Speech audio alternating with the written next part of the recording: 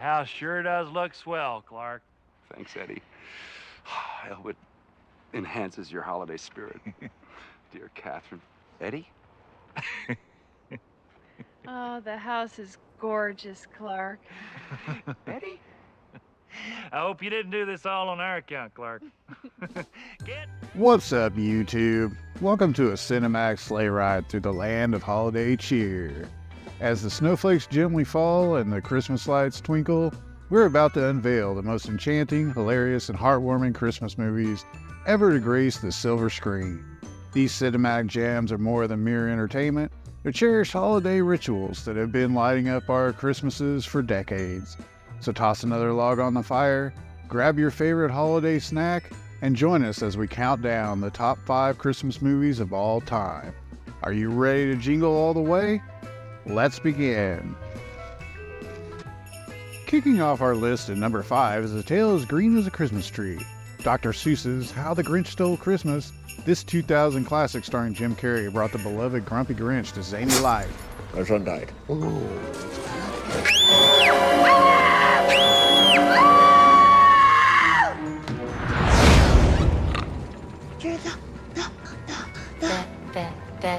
The Grinch!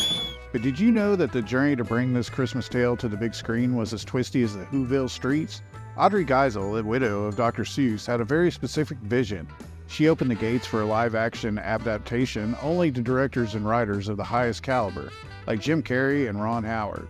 Jim Carrey, known for his transformative roles, met Audrey while he was in character for another film. Imagine that, discussing the Grinch with Andy Kaufman.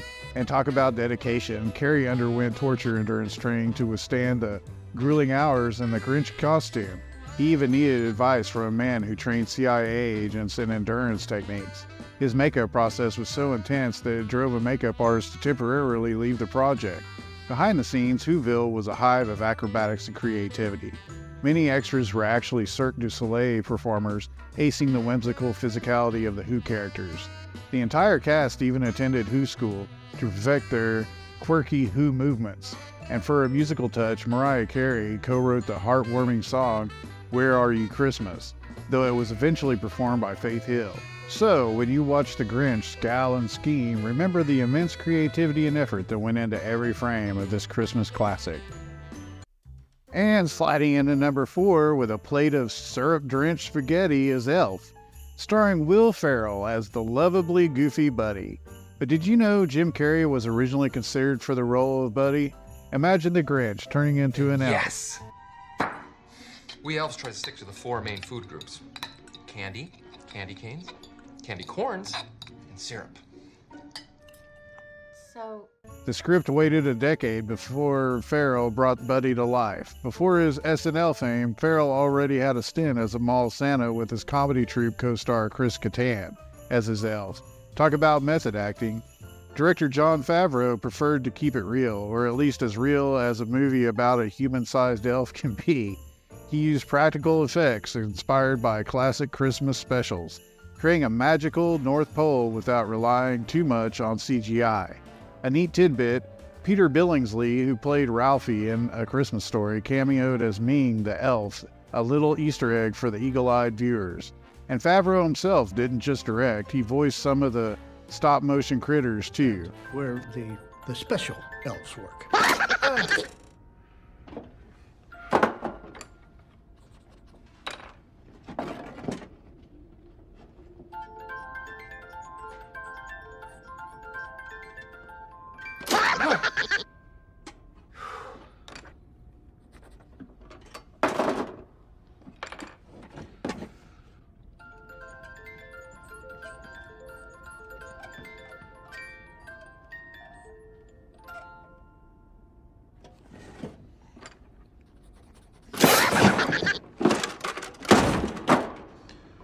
Fun fact, the original baby Buddy had to be replaced because he couldn't stop crying.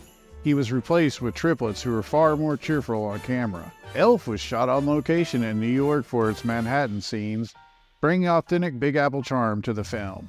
Did you know the famous department store in the film Gimbals was actually Macy's in disguise? That's some movie magic for you.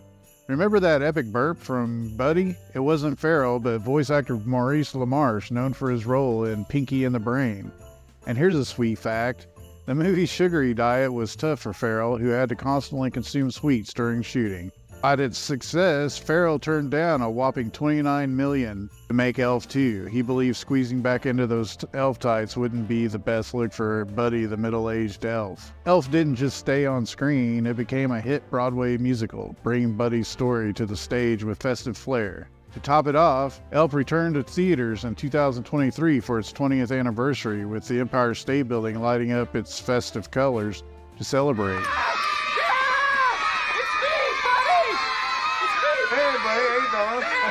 That's the magic of Elf, a movie that continues to spread Christmas cheer, proving that the best way to spread Christmas cheer is singing loud for all to hear.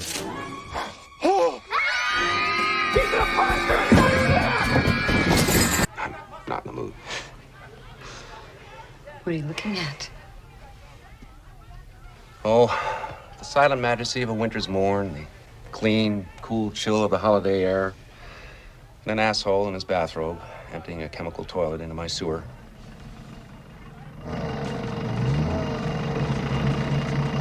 Shitter was full!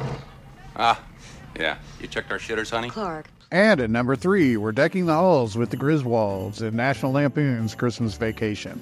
This holiday favorite sprang from a short story by John Hughes titled Christmas 59, published in National Lampoon magazine. Hughes saw these movies as more than just a vehicle for Chevy Chase's humor, embedding heartwarming holiday spirit into the Griswold family chaos.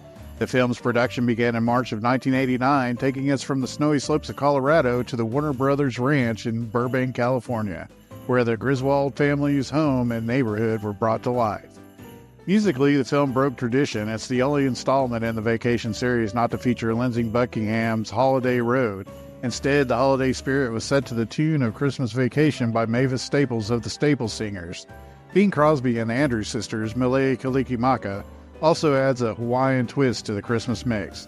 And here's a fun little nugget. In 2012, Chevy Chase, Beverly D'Angelo, and Juliette Lewis reunited for Christmas Vacation-themed Old Navy ads, bringing back the Griswold charm.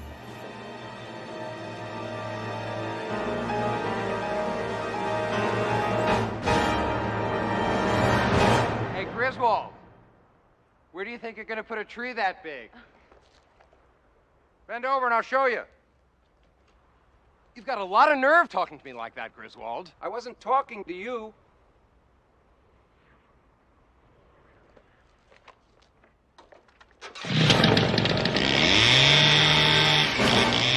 On a more personal note, this movie holds a special place in my heart. My sister and I would watch it together every year, making it a cherished holiday tradition. Her untimely passing in 2001 deeply affected our family, and since then the holidays haven't quite been the same. Yet watching this film brings back those fond memories, reminding me of the joy and laughter we shared. It's a reminder of how movies can be more than just entertainment. They're a connection to the ones we love and the precious moments we shared.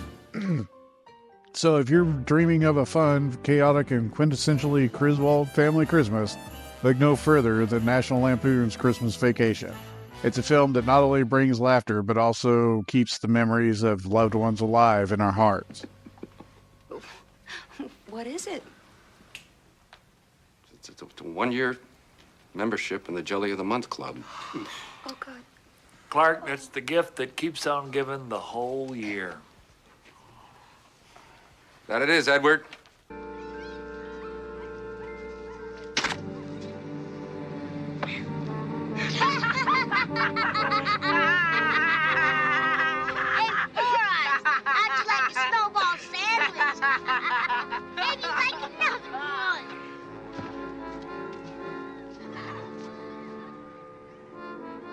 Listen, jerk.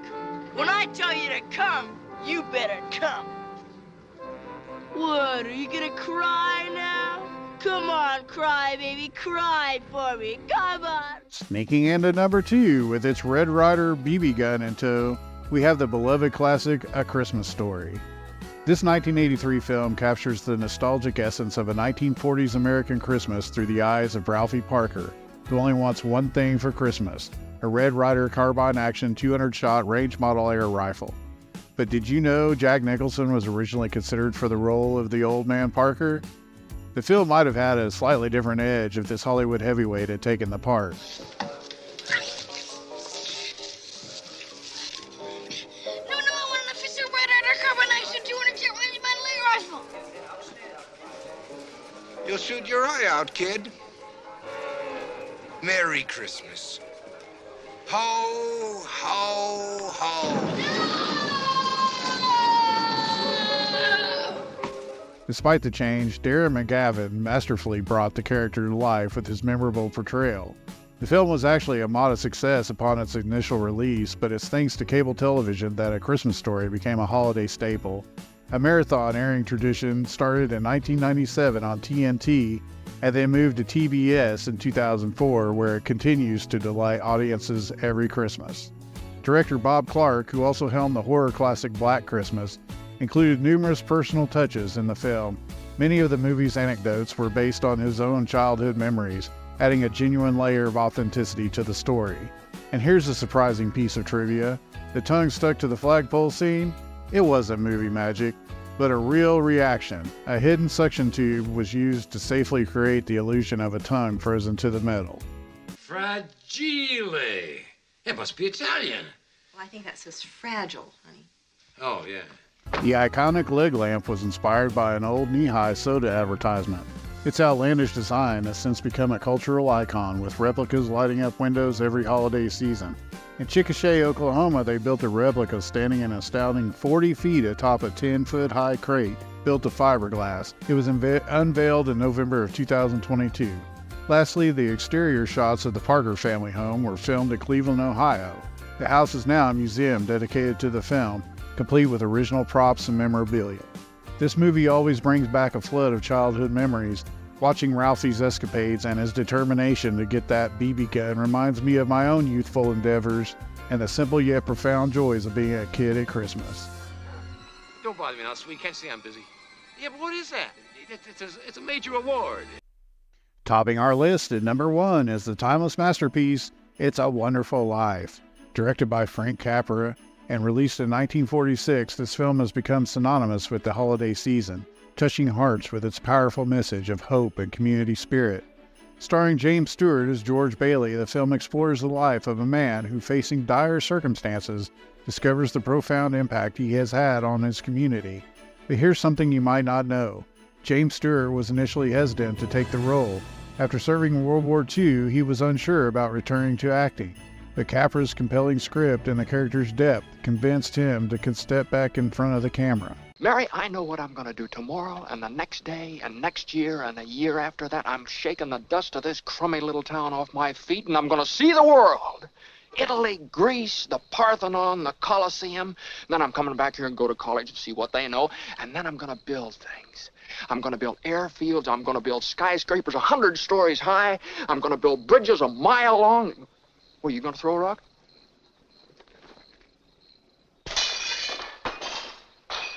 Hey, that's pretty good. What'd you wish, Mary?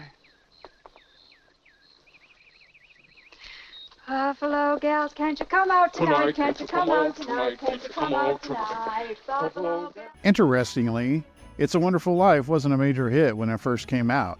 It only gained its iconic status in the 1970s when it entered the public domain and started being broadcast frequently during the Christmas season.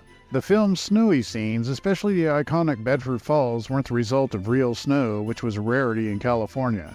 The production team developed a new type of artificial snow made from a mixture of foamite, sugar, water, and soap flakes.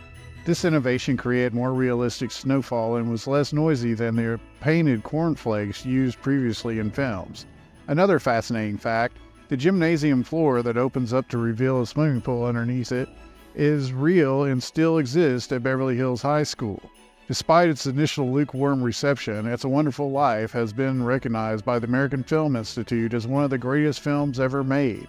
It's more than a movie, it's a yearly reminder of the difference one life can make and the true value of community and kindness.